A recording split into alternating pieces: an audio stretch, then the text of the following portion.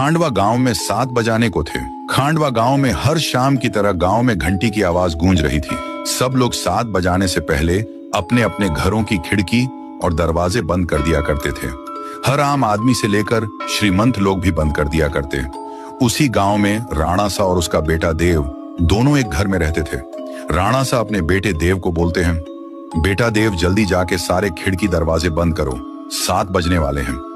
बेटा देव खिड़की दरवाजे कस के लगाना और 7 बजने के बाद किसी से भी बात मत करना, और मैं जब तक ऊपर के खिड़कियां बंद कर देता हूं, ये बोलकर राणा सा ऊपर के कमरे चले जाता है। देव अपनी पापा की बात मानकर वो जल्दी से खिड़की बंद कर देता है और जाकर दरवाजा बंद करके जब वो लास्ट खिड़की लगा रहा ही होता है कि उसके सामने उसकी माँ अचानक आ जाती है और देव से कहती है, देव बेटा कैसे हो, मैं तुमसे मिलने आई हूं, मुझे पहचाना नहीं, मैं तुम्हारी माँ हूं बेटा।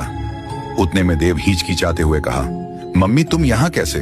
पापा ने तो बोला था कि आप इस दुनिया में नहीं हो, आप मर चुके हो।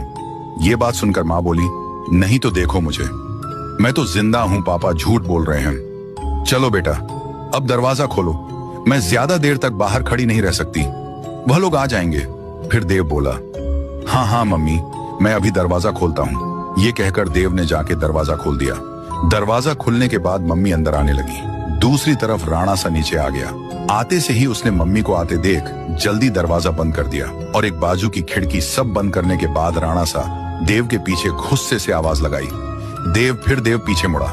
राणा सा उसे फिर गुस्से से बोला, तुमने दरवाजा क्यों खोला? मैं मना किया था ना।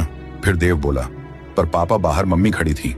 राणा सा बोला, शांत हो जाओ मैन, कहाँ था ना तुम्हारी, मम्मी मर चुकी है, मैं तुम्हें बाद में सब बता दूंगा, अब चुपचाप ऊपर जाकर सो जाओ। फिर देव तेजी से ऊपर सोने के लिए चला गया।